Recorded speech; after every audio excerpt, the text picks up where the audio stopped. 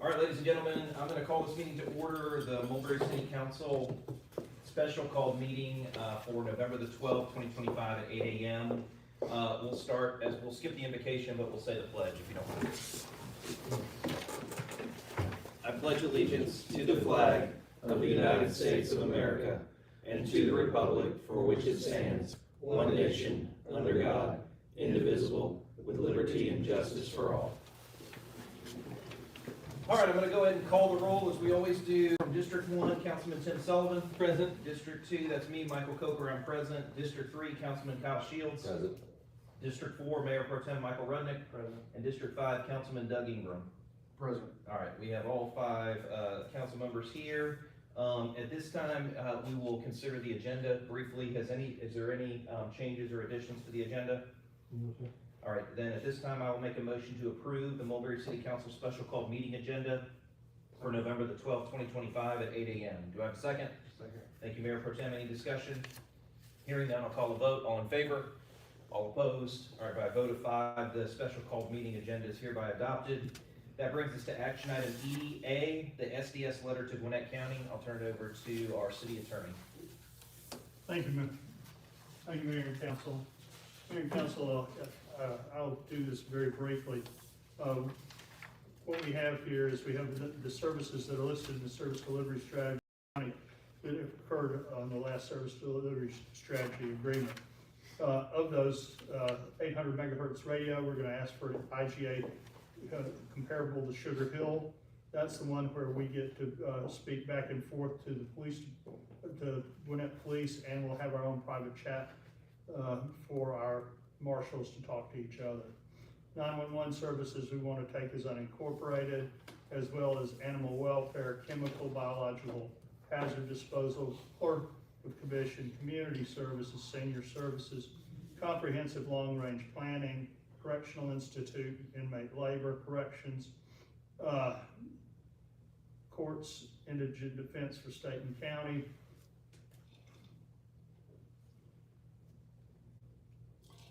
election, state, federal, state, and local, fire and emergency services. We want to take it as the IGA that has with Peachtree Corners. Then back to unincorporated. It would be graffiti removal, homeland security, inmate housing, medical care, libraries, parks and rec for county, police services we wish to take under the Senate Bill 138 special conditions, probation to county, for county probation that'll be as unincorporated, probation city we will take probation city, reuse water will be unincorporated, sewer will be unincorporated, solicitor general other than recorder's court will be unincorporated. Solid waste collection we are going to take on December 31st, 2026 at 11:59 p.m. Stormwater we will take pursuant to SB 38 on 12/31/25 at 11:59 p.m. Tax and billing will take as county unincorporated. Traffic management and signal maintenance we'll take as county unincorporated. Transit we'll take as county unincorporated. Transportation roads we'll take as unincorporated. Voter registration, county unincorporated. And water we'll take as unincorporated. C will take comprehensive long-range planning. We'll take the, I believe I might have mentioned it, indigent defense for court defense municipal.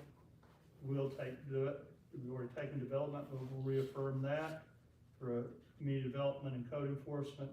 We will take economic development, and we will take city elections. Loganville emergency medical services and Loganville fire are not applicable to us. The parks and recreation for city, we will take that. And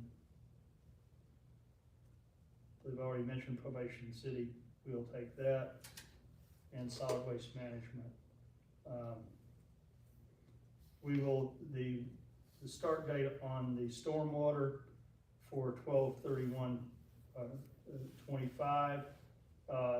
We are taking that pursuant to SB 138 as well, because we are caveating that what we will take to not include the provision in 138 that says that any infrastructure designed to temporarily retain 1,000 gallons or more of water, we do not have to take, and so we are caveating that we're taking that. We're leaving the detention ponds over 1,000 gallons back to them.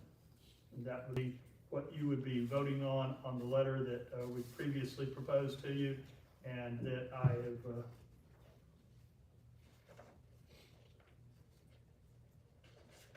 I would ask that if that is your will to do that today. I'd ask that if you're going to do that, I'd ask that when you make the motion that you authorize that the law firm of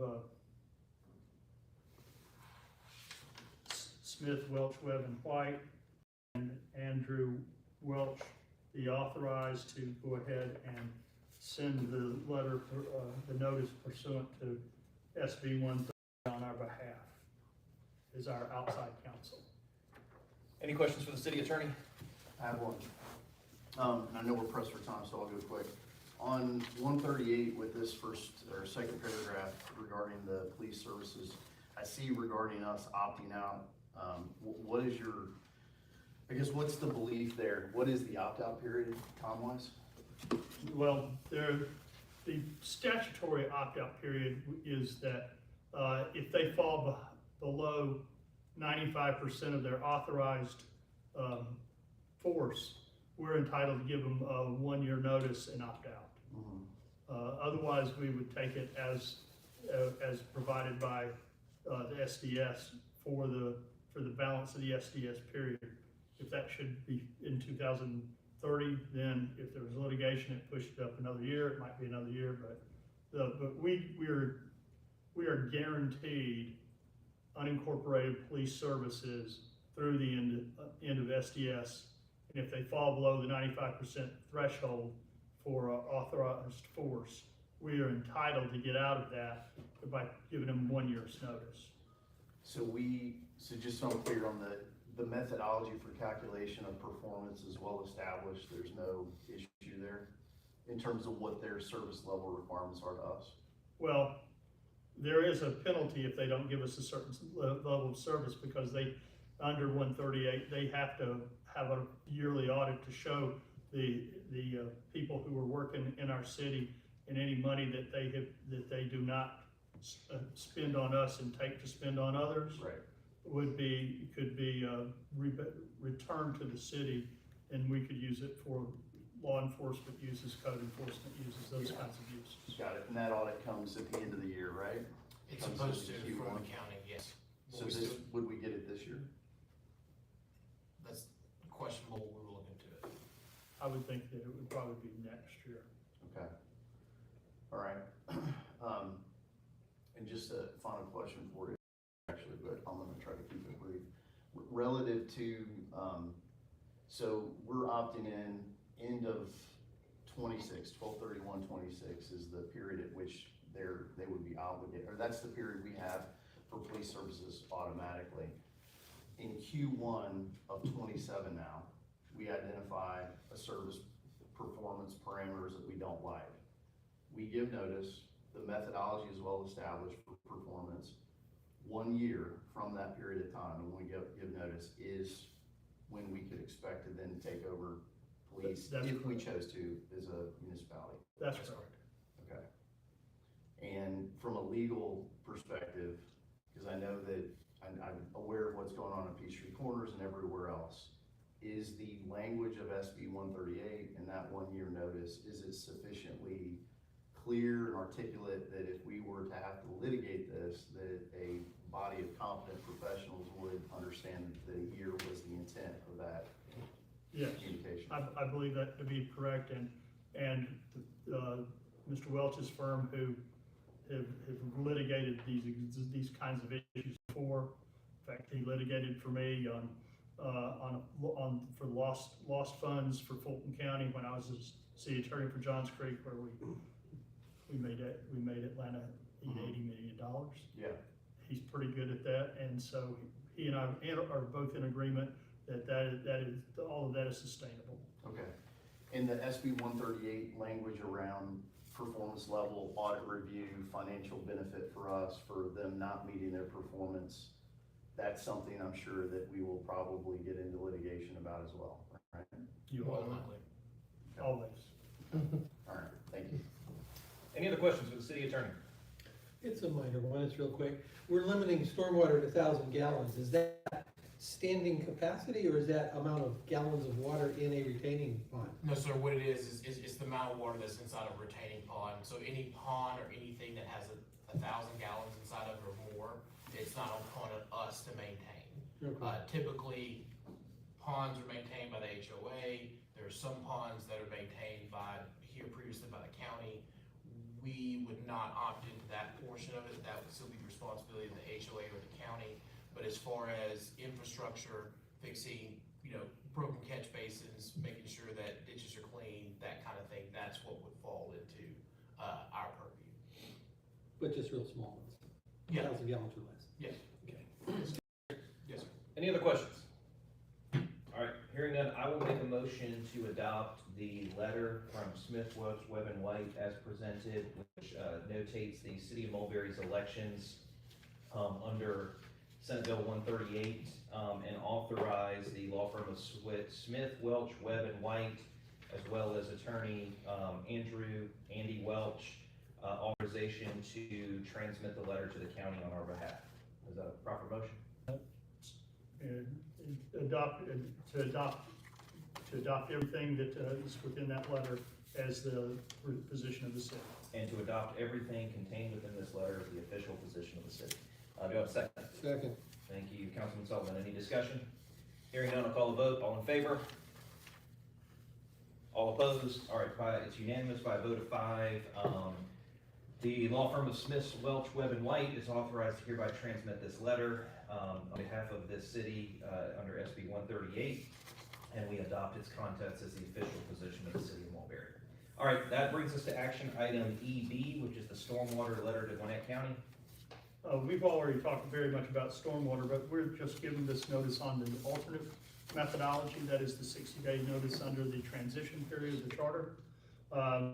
Under what you just voted on, we will take stormwater on December 31st of this year under the SB 138. In the event there is any argument about it, we're also giving them notice under the transition agreement or the transition provisions in the charter, which requires 60 days notice. And we tell them the same thing, that we're taking over the stormwater on 60 days from the date that we transmit this to them. And we also expressly excluded the infrastructure designed to contain 1,000 gallons or more of stormwater, as well as any dams or detention ponds located within the city. So that were created prior to the city. Any questions from the council on the stormwater letter? I have one. Sure.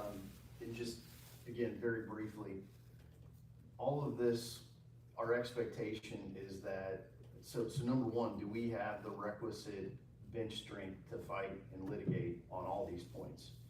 Not only the police item, which we've already voted on and so on and so forth, but the stormwater exception of 1,000, because I think that I just on record would like to say that we have a opposition in Gwinnett County that up to this point has not played nicely with us. I think we are all as a council trying to do the right thing and trying to move the ball forward on behalf of the citizens of Mulberry, which I think is the right thing to do. But should they not adhere to the already specified law that's written, I just want to make sure that we have and are confident that we can fight this in court against them and prevail. Yes. The Okay. short answer is yes. Okay, thanks. All right, thank you. I'll add to that as well. I do feel confident. I mean, Andy Welch Bill was very kind, but I think he's one of the best in the state. So I feel very confident that he has selected us and chosen us to represent us going forward. So I feel very good. I do want to add, briefly, right, Andy also represents all the other cities when it comes to handling SDS. So this puts us in line with all the other cities when we start to renegotiate SDS in 2029, preparing for 2030. So this kind of just cleans this up, gets this done. The point of this second letter is primarily that we don't want to show that there's any gaps. There's no argument now when the county says, hey, you sent this, but you never sent us the formal letter for the transition. We want to send them both, and then we can figure out, if they want 10 days of stormwater because there's a gap in the timeline, then sure, right? But this is just to make sure that we cover our bases from what the charter says and what is outlined in SB 138, and that they mesh and match. So, Thank you. All right, any other questions? All right, at this time, I'll entertain a motion on this one. Make a motion to vote on to accept the letter as written, to accept stormwater with the exceptions laid out. And do you authorize the mayor to transmit that letter on behalf of the city? And also authorize the mayor to transmit the letter on behalf of the city. Perfect, thank you. We have a motion, have a second? Second. Thank you, Mayor Pro Tem. Any discussion? Hearing none, I'll call a vote. All in favor? All opposed? All right, it's unanimous by a vote of 5. The letter is hereby adopted, and the mayor has authorization to transmit it to the county on behalf of the city. All right. Ladies and gentlemen, that's all we have for this evening. If there's nothing else, at this time, I will make a motion to adjourn. Do I have a second? Second. Thank you, Councilman Sullivan. Any discussion? Hearing none, I'll call a vote. All in favor? All opposed? All right, by a vote of 5, we're hereby adjourned. Thank you very much.